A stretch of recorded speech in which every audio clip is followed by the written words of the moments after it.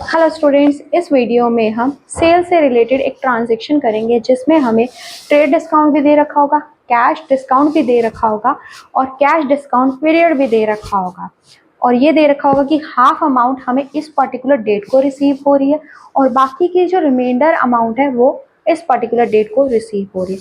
तो इस केस में आपको वर्किंग नोट कैसे बनाने हैं, जर्नल एंट्री को कैसे रिकॉर्ड करना है, वो हम इस वीडियो में सीखेंगे। तो चलो स्टार्ट करते हैं। ध्यान से समझना, बहुत इंपॉर्टेंट ट्रांजैक्शन है। देखो, sold goods to Sudha for ₹1 lakh at 20% trade discount and 10% cash discount if the payment is received within 10 days. She paid half the amount on March 26th and 30% of the remainder on March 31st. सबसे पहले इस transaction में ध्यान से देखो, हमें 3 dates दे रखी है और जर्नल में हम ट्रांजैक्शन को डेट वाइज रिकॉर्ड करते हैं।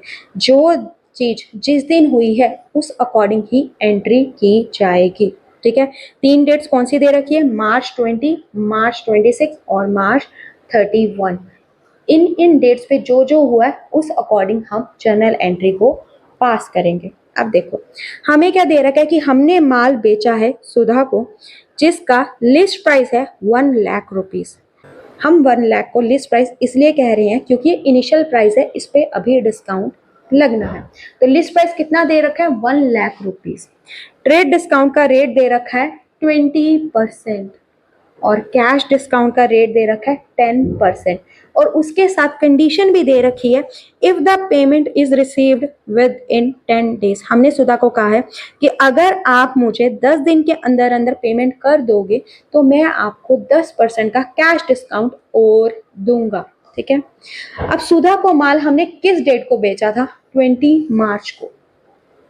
तो हम सबसे पहले कैश डिस्काउंट पीरियड को कैलकुलेट करते हैं। कब हमने माल बेचा है? इनवॉइस कब तैयार हुआ है? मार्च 20 को। हमने उसे 10 दिन दिए हैं, तो इसका मतलब मार्च 30 तक का समय दिया है कि अगर वो मार्च 30 तक या उससे पहले पेमेंट कर देगी हमें, तो हम उसे 10% का कैश डिस्काउंट दे देंगे। क्लियर है? अब देखो, सुधा ने मार्च 20 को कोई पेमेंट दी है? नहीं दिया। मार्च 20 को हमने सिर्फ सुधा को माल बेचा है, सामान बेचा है। क्लियर है? यहाँ तक आगे समझो। She paid half the amount on March 26। जितना उसका बिल बनता था उसका हाफ पेमेंट उसने हमें 26 मार्च को किया है। कैश डिस्काउंट पीरियड में क्या वो डेट आ रही है? बिल्कुल आ रही है। 30 मार्च से पहले अगर वो पेमेंट करेगी तो हम उसे कैश डिस्काउंट देंगे 10% का। तो वो जो हाफ अमाउंट हमें पे करेगी उस पर हम कितना डिस्काउंट देंगे? कैश डिस्काउंट 10% का। क्लियर है? अब देखो, 30% of the remainder on March 31st। बाकी जितना पैसा बच गया ये पेमेंट करने के बाद, उसका 30% वो हमें दे रही है 31 मार्च को। क्या हम उस पर भी डिस्काउंट देंगे? हमने क्या पीरियड दिया था? 30 मार्च तक का समय दिया था और वो पेमेंट कब कर रही है? 31 मार्च को। क्या इस अमाउंट पे कैश डिस्काउंट मिलेगा? नहीं। क्लियर है ट्रांजैक्शन? अब देखो, इन तीनों डेट्स के अकॉर्डिंग हम पहले क्या बनाएंगे? वर्किंग नोट और फिर जर्नल एंट्री। ठीक है, अब हम बनाएंगे सबसे पहले मार्च 20 का वर्किंग नोट और मार्च 20 की क्या जर्नल एंट्री करनी है वो सबसे पहले करेंगे। देखो, मार्च 20 को हमने क्या किया था? गुड्स बेचे थे सुधा को जिसका लिस्ट प्राइस कितना था? 1 लाख रुपीस और ट्रेड डिस्काउंट है 20%। और कैश डिस्काउंट के बारे में हमने बोला था कि अगर आप पेमेंट 10 दिन के अंदर अंदर कर दोगे तो हम आपको 10% का कैश डिस्काउंट देंगे। बट 20 मार्च को पेमेंट उसने नहीं की है। क्लियर है? तो कैश डिस्काउंट का 20 मार्च से कोई लेना देना नहीं है। तो सबसे पहले हम क्या लिखेंगे? List price. लिस्ट प्राइस कितना है? 1 लाख। 1 लाख पे हम क्या करेंगे? ट्रेड डिस्काउंट को माइनस करेंगे। ट्रेड डिस्काउंट कितना है? 20%। 1 लाख का 20% कितना आएगा? 20,000। ट्रेड डिस्काउंट का पेमेंट से कोई लेना देना नहीं है। क्लियर है? ट्रेड डिस्काउंट हम किस पे लगाते हैं? लिस्ट प्राइस पे। ठीक है, तो लिस्ट प्राइस है 1 लाख, हमने उसे ट्रेड डिस्काउंट कितना दिया, 20,000।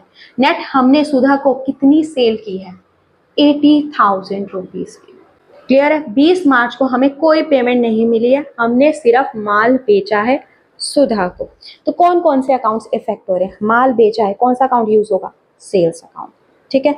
माल हमने उधार पे सुधा को बेचा है, सुधा हमारी क्या बन गई है, डेटर। तो सुधा हमारी डेटर है और एसेट इंक्रीज होती है तो अकाउंट क्या होता है, डेबिट। और सेल्स इंक्रीज हो रही है तो अकाउंट क्या होगा, क्रेडिट।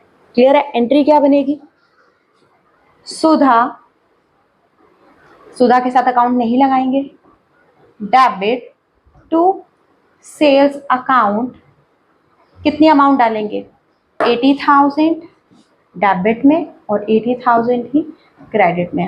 हमने माल कितने का बेचा है सुधा को, 80,000 का। क्लियर है कि 20 मार्च को क्या वर्किंग नोट बनेगा और जर्नल एंट्री क्या होगी।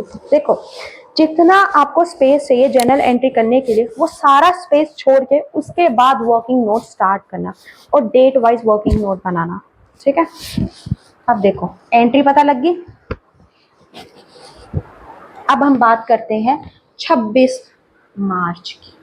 हमने कितनी सेल्स की है उसे, 80,000 रुपीज की सेल्स की है। ट्रेड डिस्काउंट का बात हो चुका है, लिस्ट प्राइस की बात हो चुकी है। अब हम सिर्फ 80,000 को कंसिडर करेंगे। हमने माल कितने का बेचा है, 80,000 का। अब हम 26 मार्च की बात करते हैं। 26 मार्च को सुधा ने हमें हाफ पेमेंट की है। ठीक है। तो सबसे पहले वर्किंग नोट में 26 मार्च लिखोगे। ठीक है। हाफ पेमेंट की है, कितना उसका बिल बना था, 80,000 का बिल बना था। उसने हमारे कितने पैसे देने थे, 80,000, जिसमें से उसने हाफ दिए हैं। तो 80,000 का हाफ कितना आ जाएगा, 40,000 रुपीज। तो वर्किंग नोट में आप लिखोगे हाफ पेमेंट रिसीव 50% ऑफ 80,000 कितना आ जाएगा, 40,000। अब देखो हमने उसे क्या कहा था 20 मार्च को कि अगर आपने 10 दिन के अंदर पेमेंट की तो हम आपको कैश डिस्काउंट देंगे, कितना, 10% का। तो क्या उसने 10 दिन के अंदर पेमेंट की है, बिल्कुल की है। लास्ट डेट क्या थी, 30 मार्च, उसने हमें 26 मार्च को ही पेमेंट कर दिया, तो हम उसे कैश डिस्काउंट देंगे 10% का। इसके ऊपर हम उसे क्या देंगे, कैश डिस्काउंट 10% का। तो लेस कैश डिस्काउंट 40,000 का 10% कितना आएगा, 4,000। क्योंकि वो डेट से पहले हमें पेमेंट दे रही है तो हम उसका जितना बिल बनता है, अभी वो सिर्फ 50% पेमेंट की ही बात करने आई है, जितनी उसकी पेमेंट बनती है 50% की, उसके ऊपर हम उसे क्या कर रहे हैं, डिस्काउंट दे रहे हैं 10% का। ठीक है। तो इसका मतलब सुधा ने हमें नेट कितना पैसा दिया है अभी, 36,000 रुपीज। क्लियर है। इस ट्रांजैक्शन में हमें कैश बैंक कुछ भी मेंशन नहीं है, तो हम ये क्या मान लेंगे, उसने हमें कैश में पेमेंट किया। ठीक है। अब 26 मार्च को इस ट्रांजैक्शन में कौन कौन से अकाउंट्स इफेक्ट हो रहे हैं, देखो सुधा ने हमें पैसे दिए हैं तो कैश इंक्रीज हो रहा है, कैश बढ़ता है, एसेट इंक्रीज होती है तो अकाउंट क्या होता है, डेबिट। तो कैश अकाउंट क्या होगा, डेबिट। हमने सुधा को डिस्काउंट दिया है, हमें क्या हो गया, एक तरह का लॉस हो गया। और लॉस जब इंक्रीज होता है तो अकाउंट क्या होता है, डेबिट। अब ये पैसा किसने दिया है, सुधा ने दिया। सुधा हमारी क्या थी, डेटर थी। अब डेटर मतलब एसेट डिक्रीज हो रही है तो अकाउंट क्या होगा, क्रेडिट। सुधा का अकाउंट क्या होगा, क्रेडिट। कितने से, 40,000 से, क्योंकि उसने हमारे साथ अभी हाफ पेमेंट की ही डील की है।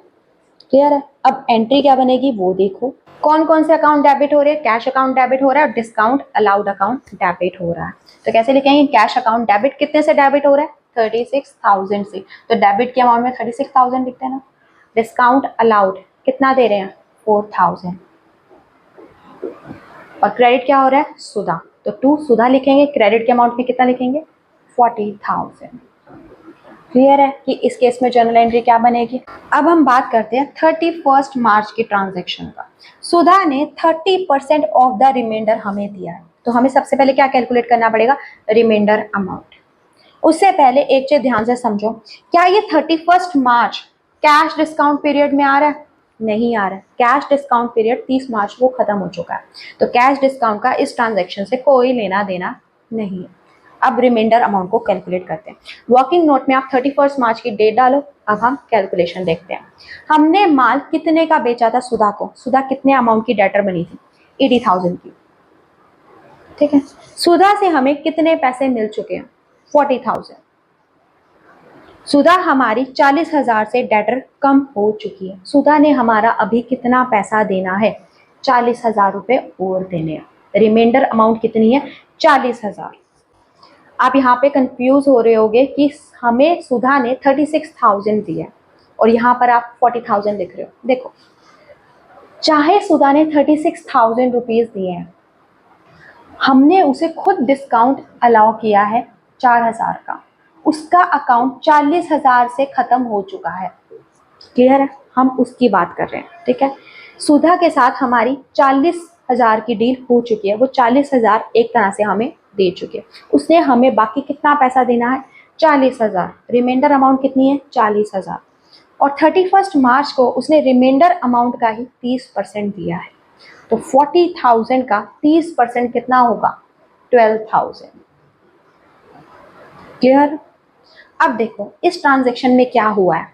सुधा ने हमें पैसे दिए हैं तो हमारे पास कैश इंक्रीज हो गया। एसेट इंक्रीज होती है तो अकाउंट क्या होगा? डेबिट। पैसा कौन दे रहा है? सुधा दे रही है। सुधा क्या है? हमारी डेटर है। डेटर डिक्रीज हो रहे हैं, एसेट डिक्रीज हो रही है तो अकाउंट क्या होगा?